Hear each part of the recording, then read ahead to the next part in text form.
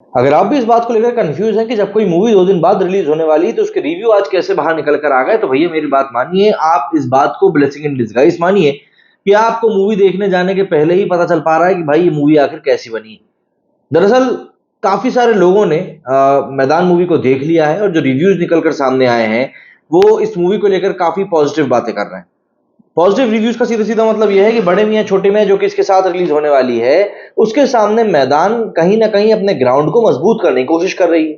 क्योंकि बड़े मियां छोटे मियां एक कंप्लीट एंटरटेनमेंट वाली मसाला मूवी है और इस तरह की मूवीज को इंडियन ऑडियंस को ज्यादा ही प्यार देती है। देखिए, मैदान की अगर हम बात करें तो हम सभी को कहीं ना कहीं सुपर हीरोज की कहानियां जो है वो पसंद होती है। चाहे आप सुपरमैन की बात कर लें, बैटमैन की बात कर लें, स्पाइडरमैन की बात कर लें, शक्तिमान की बात कर लें, जूनियर जी की बात कर लें, आपको पसंद होती है।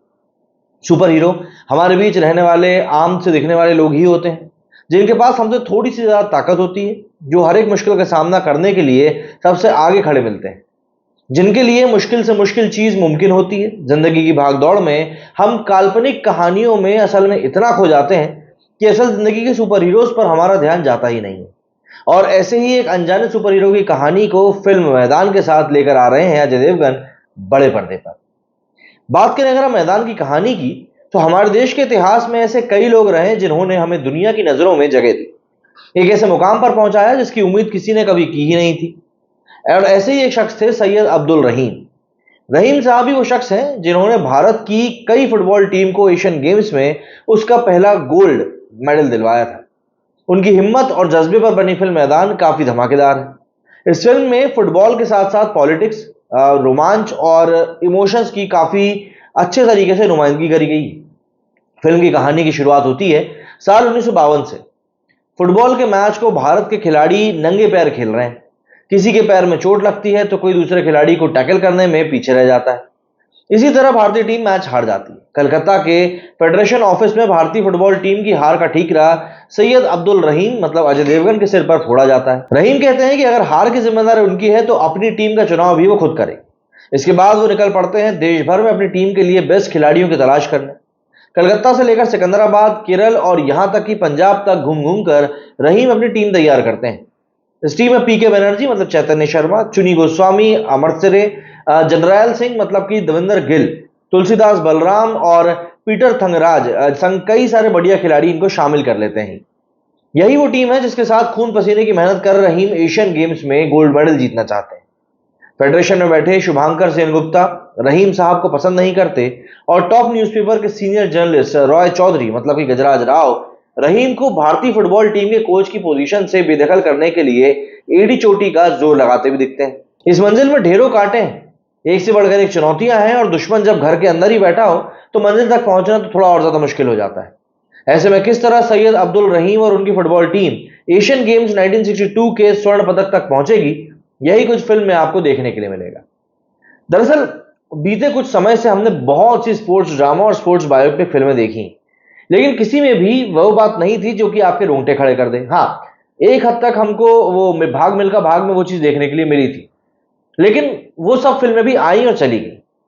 मैदान में वो सब कुछ है जो एक बढ़िया, दिल को खुश कर देने वाली और रुला देने वाली स्पोर्ट्स बायोपिक मूवी में होना चाहिए।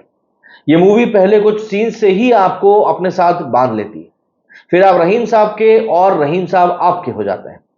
वो अपनी टीम जोड़ना चाहते हैं और आप उनके सफर में उनके साथी बनकर सब कुछ देखना चाहते हैं। उनका हंसता खेलता परिवार, उनकी नौकरी की चुनौतियां और खिलाफ होने वाली साजिश सब आपके अंदर अलग अलग इमोशंस उजागर करती हैं। खिलाड़ियों के गोल पर आप तालियां बजाते हैं तो उन्हें चोट लगने पर परेशान भी होते हैं। रहीम की बेबसी देखकर आपका दिल दुखता है और उनका दर्द आपकी आंखों में आंसू भी ला देता है। बात करें अगर हम लोग एक्टिंग की, परफॉर्मेंस की, तो मैं यहां पर सबसे पहले गजराज राव की बात करना चाहूंगा। उनका किरदार इतना खराब है कि आपको उसे देखकर गजराज राव से आपको नफरत हो जाएगी। आपको मन करेगा कि इसके मतलब गाल पे लपाड़े लपाड़े घसी दो। मन करेगा कि बट्टे से इस आदमी का मुंह क्यों नहीं कूच दिया जाता। मतलब ये लिटरली आपको इस तरह का कैरेक्टर फील कराएंगे और यही दिखाता है कि गजराव कितने बढ़िया एक्टर हैं। उन्होंने अपने किरदार को इतने कमाल तरीके से पकड़ा है कि आपको हर एक सीन में उनसे नफरत होगी। उनका किरदार रहीम को किसी तरह चैन नहीं लेने देता, लेकिन जब उसे उसका सबक मिलता है तो माशाअल्लाह मजा ही आ जाता है। फुटबॉल टीम के खिलाड़ियों के रोल में चैतन्य शर्मा, अमरतरे, दविंदर गिल, सुशांत विंदाड़े, तेजस रविशंकर, ऋषभ जोशी, अमनदीप ठाकुर, मधुर मित्तल, मनदीप सिंह संग सारे एक्टर्स ने कमाल का काम किया है। आपने इनका खेल देखकर आपको ये फील नहीं होगा कि यार आप कुछ नया देख रहे हैं। अपने खेल से वो हर एक सीन को जोश से ही भर देते हैं। पर्दे पर फुटबॉल खेलते दिखने के लिए सभी ने काफी मेहनत भी करी है, और ये बात आप उनकी परफॉर्मेंस में साफ तौर पर देख सकते हैं। इसी के साथ कास्टिंग डायरेक्टर्स की भी तारीफ करनी चाहिए। रवि आहूजा और उनकी टीम ने एक से बढ़कर एक एक्टर्स को खिलाड़ियों के रूप में लिया है। कुछ नए और कुछ जाने माने चेहरों को इस फिल्म में दिखाना काफी रिफ्रेशिंग था। रहीम की पत्नी के रोल में प्रियमणि का काम काफी अच्छा है। उन्होंने अपने छोटे से रोल को बखूबी निभाया। इसके अलावा फिल्म से जुड़े दूसरे एक्टर्स ने भी अपने किरदारों के साथ काफी हद तक जस्टिस किया है। अब बात आती है कि इस फिल्म के हीरो की। देखिए, अजय देवगन एक बहुत ही उम्दा कलाकार हैं, बढ़िया एक्टर हैं, हम सभी जानते हैं। उन्होंने कई अलग अलग किरदारों को निभाया है। वो सिंघम का रोल भी आसानी से कर लेते हैं और गोपाल बनकर दर्शकों को हंसा भी लेते हैं। लेकिन शायद बहुत लंबे वक्त के बाद उन्हें किसी ऐसे सीरियस और इमोशन से भरे हुए रोल में देखा गया है। सैयद अब्दुल रहीम के रोल के साथ उन्होंने पूरा न्याय किया है, और पर्दे पर अजय को देखते हुए आपको लगेगा कि अगर रहीम साहब को कभी सामने से देखने का मौका मिलता तो वो ऐसे ही होते। फिल्म के पहले हाफ में आप रहीम बने अजय देवगन को खुशी और जोश में देखते हैं। इंटरवल के बाद जो होता है उसमें वो एकदम अलग इंसान बन जाते हैं। उनका जुनून, उनका दर्द, उनका हौसला, हिम्मत, सब कुछ आपको अपने अंदर महसूस होता है। और ये वही अजय देवगन है जो बीते कई सालों से हमने पर्दे पर नहीं देखा था। मतलब मुझको इनकी मूवी याद आती दीवानगी, जिसमें ये ग्रे शेड में थे और एक विलन के तौर पर इनके काम को काफी सराहा भी गया था। और पिछले कुछ सालों में इन्होंने ऐसा कोई किरदार निभाया भी नहीं है। लेकिन इस मूवी को देखकर वाकई में दिल खुश होता है। फिल्म के क्लाइमैक्स सीन तक आपकी जो धड़कनें हैं वो तेज होती चलती जाती हैं, और मूवी के आखिर में अजय आपको रुला ही देते हैं। ऐसा ना जाने कितने सालों से हुआ नहीं। ये बहुत आसानी से अजय देवगन की बेस्ट परफॉर्मेंस में से एक कही जा सकती है।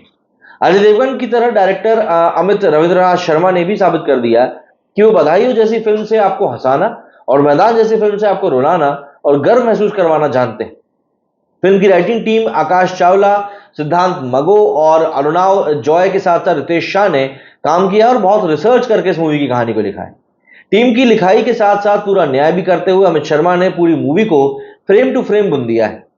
सिनेमाटोग्राफर तुषार कांति रे और अंशुमन सिंह ठाकुर का काम वाकई में बढ़िया है।